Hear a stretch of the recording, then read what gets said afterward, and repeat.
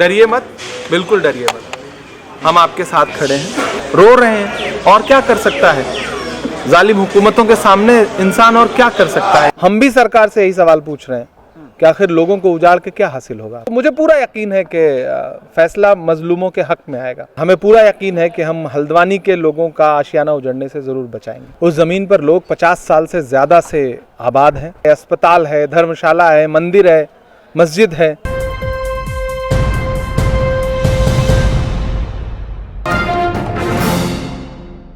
हल्द्वानी में हजारों लोगों को उजाड़ने की तैयारी और उसी के साथ साथ कई सौ घर, सैकड़ों की संख्या में घर, जिनको नेस्तो नाबूद करने की पूरी तैयारी कर ली गई।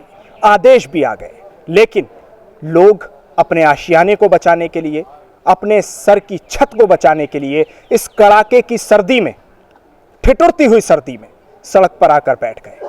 हजारों की संख्या में लोग सड़क पर बैठे थे, महिलाएं, बच्चे और उनके साथ बुजुर्ग। मांग एक ही थी कि हमारे घर मत तोड़ो। छोटे छोटे बच्चे अपने हाथों में प्ले कार्ड्स लिए खड़े थे और वो कह रहे थे कि हमारे आशियाने को हमसे मत छीनो। मेरे साथ इस पूरे मुद्दे पर बातचीत करने के लिए मशहूर शायर और सांसद इमरान प्रतापगढ़ी मौजूद हैं। इमरान साहब, सबसे पहला सवाल आपसे, ये जो कहा जा रहा है कि रेलवे की ज़मीन है और सारी ज़मीन ले ली जाएगी, इतनी बड़ी आबादी को क्या किया जाएगा उसके साथ? क्यों ये प्लान तैयार किया गया हुकूमत की तरफ से? नहीं, ये कहा जा रहा है लेकिन ये सच नहीं है। उस ज़मीन पर लोग 50 साल से ज़्यादा से आबाद हैं और उस ज़मीन पर सिर्फ लोग ही नहीं आबाद हैं, स्कूल हैं, सरकारी स्कूल हैं, सामुदायिक स्वास्थ्य केंद्र है, अस्पताल है, धर्मशाला है, मंदिर है, मस्जिद है। तो जो तर्क दिए हैं रेलवे ने, भले ही उच्च न्यायालय ने उसे मान लिया है, लेकिन मुझे पूरा यकीन है कि उच्चतम न्यायालय उसको बिल्कुल नहीं मानेगा। 5 तारीख की डेट लगी है और हमें पूरा यकीन है कि हम हल्द्वानी के लोगों का आशियाना उजड़ने से ज़रूर बचाएंगे। कुछ तस्वीरें जो हल्द्वानी से सामने आई, जैसा मैंने ये कहा कि छोटे छोटे बच्चे अपने हाथों में प्ले कार्ड्स लिए खड़े थे और वो गुहार लगा रहे थे कि हमारे सर से हमारी छत मत छीनो।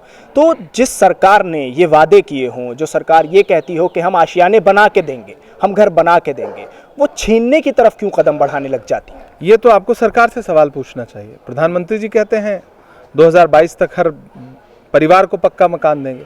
जिनके पक्के मकान हैं उनको उजाड़ देना चाहते हैं। तो ये सवाल हमसे मत पूछिए, ये सवाल आपको सरकार से पूछना चाहिए। हम भी सरकार से यही सवाल पूछ रहे हैं कि आखिर लोगों को उजाड़ के क्या हासिल होगा आपको।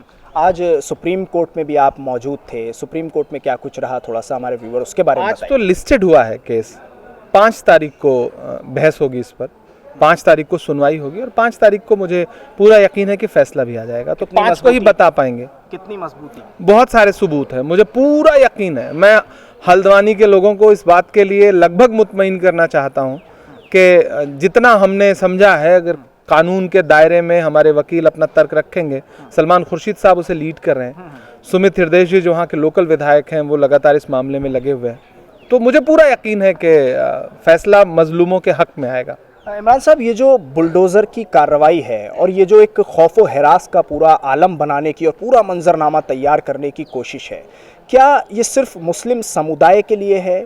क्योंकि हल्द्वानी में तो चाहे 2% या 1% आबादी ही हो, लेकिन जो जगह है वहाँ तो हिंदू भी रहते हैं। ये पहली चीज़ तो सरकार जो नैरेटिव बनाना चाहती है उसमें हमारे मीडिया चैनल क्यों फंसते हैं? आप क्यों इस नैरेटिव में फंसना चाहते हैं? सरकार तो चाहती है कि इसी चश्मे से देखिए। कौन से? हिंदू मुसलमान वाले चश्मे से, हल्द्वानी केस को, सारे केसेस को, ताकि उन्हें आसानी हो। नहीं, ये हिंदू मुसलमान का मसला उससे ज्यादा बड़ा, इंसानों को उजाड़ा जा रहा है।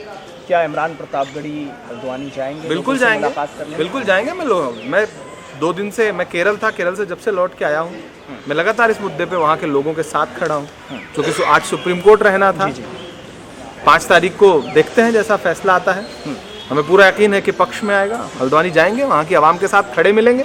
हमारे जरिए, हमारे चैनल के जरिए हल्द्वानी के लोगों से क्या अपील और क्या कहना चाहेंगे, किस तरह से उनके साथ खड़े होने? डरिए मत, बिल्कुल डरिए मत, हम आपके साथ खड़े हैं और आपकी लड़ाई हर उस अदालत में लड़ेंगे जहाँ ज़रूरी है। जो रास्ता वो इख्तियार कर रहे हैं, क्या वो सही है?